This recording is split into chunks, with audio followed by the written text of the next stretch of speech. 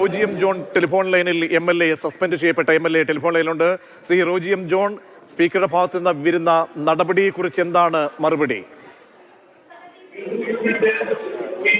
ശബരിമലയിലെ ശാസ്താവിന്റെ സ്വർണം പോലും കൊള്ളയടിക്കുന്ന ഒരു തിരുട്ട് സംഘമാണ് ഇന്ന് കേരളം ഭരിക്കുന്നത്. നാട് മുഴുവൻ കട്ടുമുടിച്ചു. ഇപ്പോൾ ഏറ്റവും ഒടുവില് അമ്പലങ്ങളിലും ആരാധനാലയങ്ങളിലും വരെ കക്കാൻ ഇറങ്ങിയിരിക്കുകയാണ്.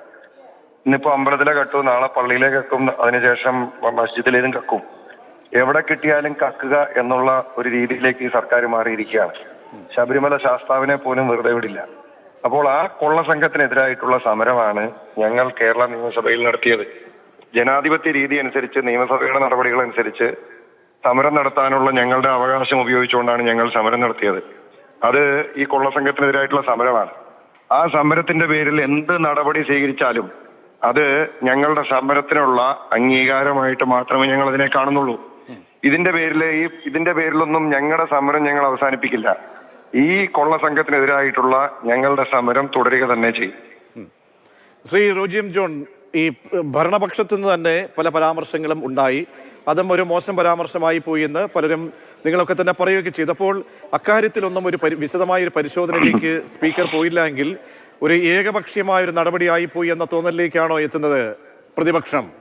നമ്മൾ കാണേണ്ടുന്ന കാര്യം, ഇന്നലെ വളരെ മോശമായ രീതിയിൽ കേരളത്തിന്റെ മുഖ്യമന്ത്രി ഒരു നിയമസഭാ സാമാജികനെ ബോഡി ഷെയ്മിങ് നടത്തുകയും അതിന് കൈയടിക്കുകയും ചെയ്ത ആളാണ് ഇന്ന് പ്രമേയം അവതരിപ്പിച്ച ശ്രീ MP രാജേഷ്. അപ്പോ ഇവരുടെ സമീപനം എന്താണ് എന്നുള്ളത് നമുക്ക് എല്ലാവർക്കും അറിയാം. ഇന്നും നിയമസഭയിലെ ഭരണപക്ഷിയിൽ നിന്നുള്ള ചില അംഗങ്ങൾ നടത്തിയിട്ടുള്ള പരാമർശങ്ങൾ ഒരു കാരണവശാലും നിയമസഭാ രേഖകളിൽ ഉണ്ടാവാൻ പാടില്ലാത്ത പരാമർശങ്ങളാണ്. ഇന്ന് അതിനേക്കാൾ ദൗർഭാഗ്യകരമായ മറ്റൊരു കാര്യം കൂടി ഉണ്ടായി.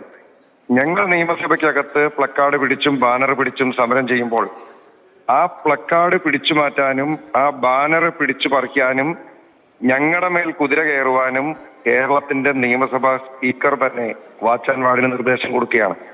എന്ന് വെച്ചാൽ, നിങ്ങൾ ഈ കേരള നിയമസഭയുടെ ചരിത്രത്തിൽ ആദ്യമായിട്ടാണ് നിയമസഭാ സ്പീക്കർ സമരം ചെയ്യുന്ന പ്രതിപക്ഷ അംഗങ്ങളുടെ മേൽ കുതിര കയറുവാനായിട്ട്, അവരെ ആക്രമിക്കുവാനായിട്ട് വാച്ച് ആൻഡ് വാർഡിന് നിർദ്ദേശം കൊടുക്കുന്നത്.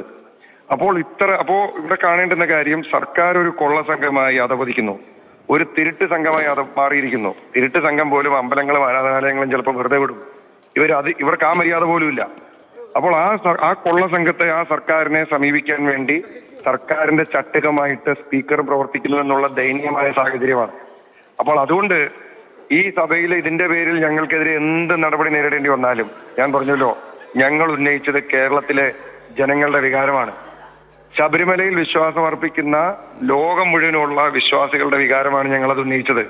ഞാൻ പറഞ്ഞു, ഇന്ന് ശബരിമലയിൽ അത് സംഭവിച്ചിട്ടുണ്ടെങ്കിൽ നാളെ അത് പള്ളിയിലും ഇവർ കക്കാൻ വരും. അതുകൊണ്ട് ഇതിനെതിരായിട്ടുള്ള സമരം ഞങ്ങൾ തുടരുക തന്നെ ചെയ്യും.